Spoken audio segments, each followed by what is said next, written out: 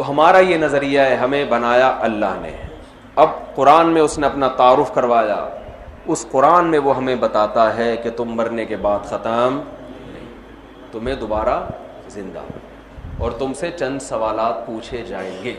وہ اصل میں تو میرا ٹاپک تھا ان سوالات کو آپ کے سامنے پیش کرنا. وہ سوالات یہ پوچھے جائیں گے کہ تم نے 4 باتوں پہ عمل کیا کہ نہیں کیا. آپ نے کوئی سوال پوچھنا ہے تو پرچی پہ لکھ کے رکھ لیں تو زیادہ اچھا ہے. 4 باتوں پہ تم نے عمل کیا کہ نہیں کیا. اللہ نے کہا میں نے امتحان میں 100% کامیابی جن لوگوں کے لیے رکھی ہے وہ 4 سوالات حل کر کے آئیں گے تو 100% کامیابی. اور یہ 4 لازمی ہیں، اس میں اور اختیاری نہیں. پہلا، اور یہ غیر مسلموں کے لیے نہیں ہے تو غیر مسلموں کے لیے بھی، لیکن وہ مانتے نہیں ہیں. تو پہلا یہ من اراد الآخرہ، ہر کام میں نیت اللہ کو خوش کرنے کی، آخرت کی کرنی ہے. آپ ڈاکٹر بن کے مریضوں کا علاج کر رہے ہو، ٹھیک ہے، آپ پیسے کماؤ، آپ کا حق بنتا ہے، آپ کا بھی گھر بار ہے، آپ کا بھی چولہا ہے، کماؤ آپ. لیکن نیت انسانیت کی خدمت، کس کو خوش کرنے کے لیے؟ اللہ. اس کا فائدہ یہ ہوگا کہ آپ مریضوں کے ساتھ ناانصافی نہیں کرو، بس یہ فائدہ ہوگا اس. آپ مریضوں کو وہ دوا نہیں لکھ کے دو گے جو صرف آپ کے ماموں کے میڈیکل اسٹور پہ ملتی ہے، اس کے علاوہ پوری کائنات میں وہ دوا کہیں بھی نہیں ملتی. ڈاکٹر ہمیں تو بہت تجربہ ہوا ہے، لکھ کے دیتے ہیں، وہ اس کے ماموں کی دکان پہ ہی ہے، باقی تلاش امریکہ فون کر کے پوچھ لیا، کہہ رہے ہیں ہمارے میڈیکل اسٹوروں پہ بھی یہ دوا نہیں. ڈاکٹر اپنے ساتھ اپنے ماموں کی کھانچے بھی چلا رہا ہو. تو یہ کس کے ساتھ خیانت ہے؟ مریض کے ساتھ. سمجھ میں نہیں آ رہی بات؟ تو یہ من اراد الآخرہ کے خلاف ہے. آخرت آپ کی نیت، آپ کمائیں، منع تھوڑی کیا. حضرت عثمان کروڑوں روپے کے سرمایے کے مالک تھے، تاجر تھے بہت بڑے. مغیرہ ابن شعبہ رضی اللہ تعالیٰ عنہ ارب پتی تھے. حضرت ابو بکر ارب پتی تھے. ہمارے ہاں جامعۃ الرشید میں جو مالدار صحابہ ہیں نا، ان کے سرمایے پر ایک ریسرچ ہوئی ہے تو پتہ چلا کروڑوں روپے کے، اربوں روپے کے مالک تھے یہ حضرات. اتنی چاندی تھی ان کے پاس، اتنے درہم تھے. نبی نے ان کو مال رکھنے سے منع نہیں کیا، اور یہ انہوں نے اپنے لیے بھی، اپنی ذات میں بھی استعمال کیا. نبی نے کیا فرمایا؟ ایماندار تاجر قیامت میں پیغمبروں کے ساتھ ہوگا. تو تجارت سے نہیں روکا، تجارت میں ایمانداری کا حکم دیا. ہاں، جہاں دنیا آخرت سے ٹکرا رہی ہوگی، تجارت کر رہے ہو، دکان کھولی ہوئی ہے، اذان ہو گئی، نماز کا ٹائم ہو گیا، تو اب اللہ آپ کو دکان کھولنے کی اجازت نہیں دیتا. تو قرآن کہتا ہے جو آخرت کا ارادہ رکھتے ہیں، آثر الحیات الدنیا، تو جس نے دنیا کو آخرت پہ ترجیح دے دی، اس کا مطلب اس کا آخرت کا ارادہ نہیں ہے. جب ٹکرائے گی نا دنیا اور آخرت، تو کس کو فوکس کرنا ہے؟ آخرت کو. سمجھتے ہو بات کو کہ نہیں سمجھتے؟ تو ڈاکٹروں کو ڈرنا چاہیے اللہ سے بھائی. اپنے ہدیے نذرانے کے چکر میں جو ہوتا ہے نا، وہ ہاں جو ریپرزینٹ کر رہے ہوتے ہیں اس دواؤں کو، میڈیکل ریپ والے، وہ گفٹ دے رہے، وہ رشوت ہے، وہ گفٹ نہیں ہے وہ. تو دوسری شرط اللہ نے بیان کی، وسعی لہا، آخرت کی نیت بھی کرے اور اس کی پھر کوشش بھی کرے. خالی نیت کر کے بیٹھا رہے، میری نیت ہے 1 کروڑ لوگوں کو کھانا کھلانے کی، نیت کرنے پر گورنمنٹ کی طرف سے کوئی پابندی کر لو. میری نیت ہے 4 شادیوں کی خواتین سے معذرت کے ساتھ، یعنی آپ کی کہہ رہا ہوں، میں اپنا نہیں کہہ رہا. بعض لوگ ارادہ کرتے ہیں نا 4 بیوہ رکھوں گا میں. ہمارے ایک دوست ہیں بڑے بے تکلف ہیں، ایک دن مجھے کہنے لگے میں 4 شادیاں کروں گا بیوہ عورتوں سے، پتہ نہیں ہو کیوں نہیں رہی. میں نے کہا بیٹھے رہو یہاں پہ، لیٹ جاؤ آرام سے. بھائی ہلے گا، چلے گا، پھرے گا، تلاش کرے گا، پھر پیسوں مال بڑھانے کی بھی پھر کوشش کرے گا نا. جب 4 کو پالنا ہے تو پیسہ بھی تو ہوگا نا. میں یہ جو میں نے کہا نا میری نیت ہے، یہ میرا نہ سمجھیں آپ، میں آپ کی مثال دے رہا ہوں. جیسے ڈاکٹر کہتا ہے نا، سخی کہتا ہے میری نیت ہے 1 کروڑ لوگوں کو کھانا کھلانے کی. تو بہت سے لوگ ارادہ کر کے بیٹھے ہوئے، ہم بیوہ عورتوں کا گھر بسائیں گے، طلاق یافتہ عورتوں کا گھر بسائیں گے، اور آرام سے لیٹے ہوئے. صحیح، میں حج کروں گا، میری نیت ہے حج کرنے کی، تو بھائی حج پہ تو پیسوں فری میں حج ہوتا ہے بھائی، پیسے لگتے ہیں، حج درخواستیں آتی ہیں، یہ آپ سوالات جمع کرتے رہنا ایک ایک کر کے، پھر مجھے دے دیے گا آخر میں. تو کوشش کیوں نہیں کر رہا؟ میری نیت ہے تبلیغ میں 4 مہینے لگانے کی، تو اب تھوڑا ہل جل بھائی کچھ کر، 4 مہینے لگانے کے لیے گھر میں 4 مہینے کا راشن بھی ڈال. کیا خیال ہے؟ بچوں کی نگرانی کون کرے گا اس کا انتظام کر. دوسری بات یہ کہ بیگم کے پاس کون رہے گا، اکیلی ہے، اس کا بھی انتظام کر، اس کو اپنی اماں کے گھر پہنچا دے خرچہ دے کے. سسرال کے خرچے پہ تبلیغ میں جانا ٹھیک نہیں ہے. اپنے خرچے، تبلیغ والے کہتے ہیں اپنا جان اپنا مال اپنا وقت. یہ نہیں کہ سسرال کا پیسہ، سسرال کی ٹینشن. بعض لوگ جا رہے ہوتے ہیں، بیگم کو ابا کے یہاں پہنچایا، خود 4 مہینے کے لیے نکل گئے. ابا کہتا ہے میں کم وقت رخصت اس لیے کیا تھا کہ تو کھلائے گا اس کو. وہ ایک صاحب مجھے ملے چند دن، ابھی میرا سوات میں بیان تھا نا، وہ ایک صاحب نے کہا میں 1 سال تبلیغ میں لگا کے آیا ہوں، میرے بچے بگڑ گئے. تبلیغ میں تو سال ضرور لگائے، لیکن اگر بچے 15 16 17 سال کی عمر کے ہیں، جو بگڑنے کی عمر ہے، اس میں جب آپ بچے کو بالکل لاوارث چھوڑ کر جاؤ گے تو وہ تھوڑی تبلیغ میں وقت لگا رہا ہے، وقت تو آپ لگا رہے ہو. وہ چرسیوں میں اٹھ بیٹھ گیا، وہ ہیروئنچیوں میں بیٹھ گیا، وہ تو برباد ہو جائے گا. اس کا پہلے انتظام کر کے جاؤ. تو اللہ کہتے ہیں آخرت کی صرف نیت کافی نہیں ہے، اس کی کوشش، وسعی لہا، کوشش بھی کرنی ہے، ترتیب بنانی ہے، سوچنا ہے. جماعت میں نکلنا ہے تو کرنا ہے عملی طور پر. تبلیغ والے تو ترغیب دینے کے لیے کہہ دیتے ہیں کہ نیت کر لو، وہ اس لیے کہ چلو کچھ تو کرو نا. جب نیت کرے گا تو انشاءاللہ ہلے گا بھی تھوڑا سا وہ، لیکن پھر اس کے بعد کچھ کرنے کی کوشش بھی کرے.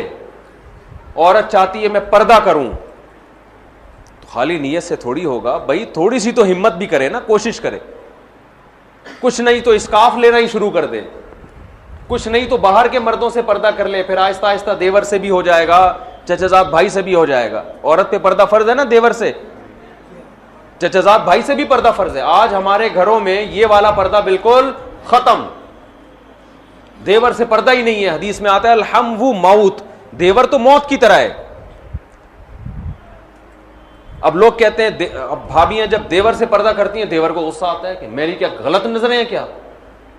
شریعت نے یہ نہیں کہا کہ جس کی نظریں غلط ہوں اس سے پردہ کرو، جس کی غلط نظریں نہیں ہیں اس سے پردہ نہیں. کیونکہ نظروں کا کوئی لیبارٹری ایسی نہیں ہے کہ ڈاکٹر کو چیک کرائیں تو ڈاکٹر کہے گا یہ 2 نمبر نظریں ہیں اس کی. ڈاکٹر آنکھیں چیک کر کے یہ تو بتا سکتا ہے کہ نظر کمزور ہے یا 6/6 ہے. یہ نہیں بتا سکتا کہ یہ نظریں پاکیزہ ہیں یا ناپاک ہیں. یہ اللہ کا کام ہے، یہ ڈاکٹروں کا کام نہیں ہے. اس لیے اللہ نے جوان عورت کو حکم دیا کہ ہر جوان مرد سے پردہ کرے گا. ہاں گھروں میں پردے کے احکام اس طرح نہیں ہوتے جیسے باہر ہوتے ہیں. جوائنٹ فیملی میں اگر عورت پردہ کرے گی، جو خواتین بیان سن رہی ہیں آج سے عزم کریں ہم انشاءاللہ ضرور پردہ کریں گے، کیونکہ اللہ نے کہا کامیابی کے لیے کوشش کرنا بھی ضروری. آج خواتین کی زندگیوں سے پردہ نکل گیا. یہ تو عورت کے لیے سب سے اہم، نماز کے بعد سب سے اہم حکم پردہ ہے عورت کے لیے. اور اس میں اللہ عورت کو فائدہ پہنچا رہے ہیں، مرد کا نقصان ہے اس میں. یورپ میں جو بے پردگی ہے اس میں مردوں کی عیاشی ہے، عورت کا بیڑا غرق ہو رہا ہے. اس میں عورت کا بیڑا غرق ہو رہا ہے. کوئی عورت کو بیوی بنانے کے لیے تیار نہیں ہے، سب گرل فرینڈ بناتے ہیں. تو جوائنٹ فیملی میں پردہ آسان ہے. اس میں یہ کر لے کہ سر پہ موٹی چادر لے لے، کہیں دیور گزرنے والا ہے تو فوراً چادر آگے کر لی. دیور پشتوں میں دیور ہی کہتے ہیں نا، ہیں فلیور، لیور، لیور. اب جیسے سر پہ چادر رکھے، دیور نے آنا ہے تو ذرا کھنکھار لے، تھوڑا سا کھانس لے، اور بھابھی تھوڑا سا چادر کو چہرے سے آگے کر دے، بس اتنا کافی ہے. سامنے بیٹھ کے گپ شپ نہ لگائے دیور کے، یہ نہ کرے. تو اتنا بھی نہیں کرتے بھائی، یہ تو پھر اللہ کے حکم کی بغاوت ہے نا. ہمارے نبی کہہ رہے ہیں الحم و موت، دیور سے زیادہ سخت پردہ ہے. سخت کا مطلب پردہ لازمی کرنا ہے اس سے. تو وسعا، اللہ فرماتے ہیں نیت بھی آخرت ہو اور اس کے ساتھ ساتھ کوشش بھی ہو. تیسرے نمبر پہ اللہ نے کیا فرمایا؟ وسعا لہا سعیہا، آخرت والی کوشش، اخپل طریقے سے کوشش نہیں چلے گی. ہمارے پٹھان بھائی بہت سے کام اخپل طریقے سے کر رہے ہوتے ہیں. اخپل اسلام کیا مطلب؟ آپ نے کوشش تو بہت کر لی مگر وہ کوشش جو آخرت والی ہے، یعنی جس کو اللہ رسول نے بتایا کہ یہ آخرت والی کوشش، وہ نہیں کر رہے آپ. دیکھو آپ نے رمضان میں روزہ رکھا، 13-14 گھنٹے کا روزہ ہو گیا، بھوک پیاس سے آپ تڑپ رہے ہو، سورج غروب ہو گیا، سب لوگ روزہ افطار کر رہے ہیں، جلدی جلدی بھائی کھجور کھاؤ. دیر کرنا کیا ہے؟ مکروہ ہے، ناپسندیدہ ہے، خلاف سنت. آپ نے کہا نہیں، میں 14 گھنٹے کا تو پشاور میں سب نے رکھا ہے روزہ، میں 18 گھنٹے کا رکھوں گا. ورنہ پشاور اور کراچی میں فرق کیا ہوگا؟ وہ تو کراچی والے بھی رکھ لیتے ہیں 13-14 گھنٹے. ہم جب پشاور میں ہیں تو پھر پشاور میں تو پھر ہم کتنے گھنٹے کا رکھیں گے؟ ہم طاقت زیادہ ہے ہمارے اندر. ہم کتنے گھنٹے کا رکھوں گا؟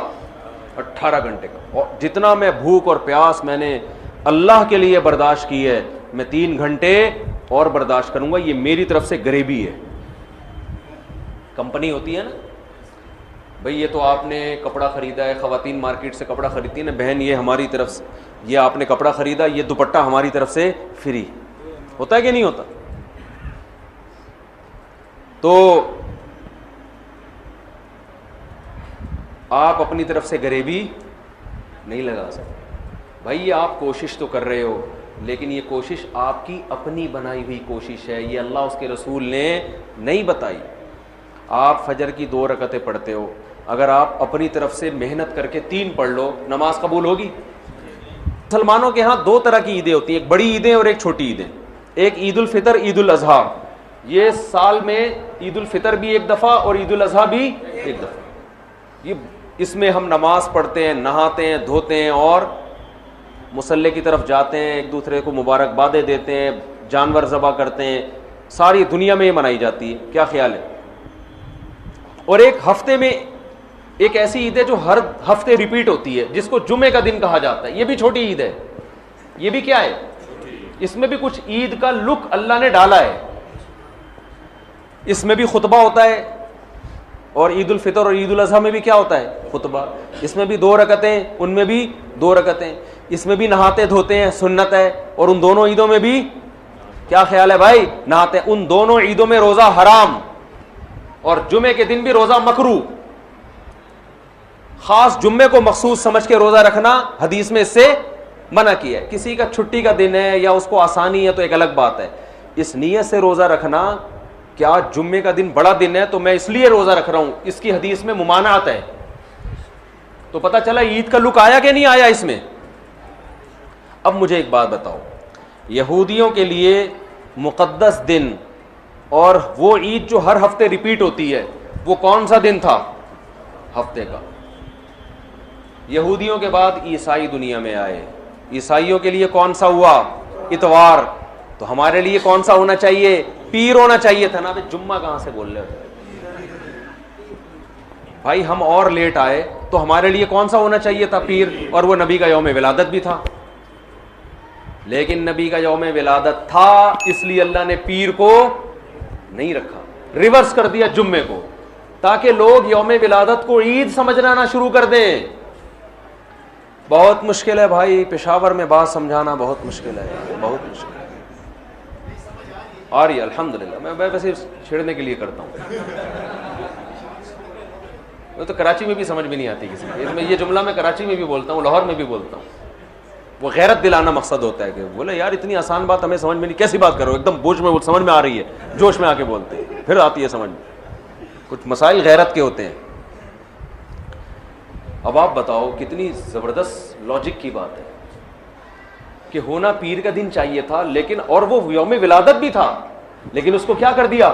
ریورس. اتنا کافی تھا اس امت کو سمجھانے کے لیے کہ نبی کا یوم ولادت میں عید نہ بنانا، اتنا کافی تھا. لیکن نبی نے ایک اور کام کیا. شاید نبی کو معلوم تھا، اللہ نے بتا دیا تھا کہ یہ امت باز نہیں آئے گی، تو نبی نے ایک اور کام کیا کہ پیر کو آپ نے روزہ رکھا. صحیح بخاری مسلم کی حدیث ہے. صحابہ نے پوچھا آپ روزہ کیوں رکھتے؟ فرمایا میرا یوم ولادت ہے. عید کے دن روزہ رکھنا جائز ہے؟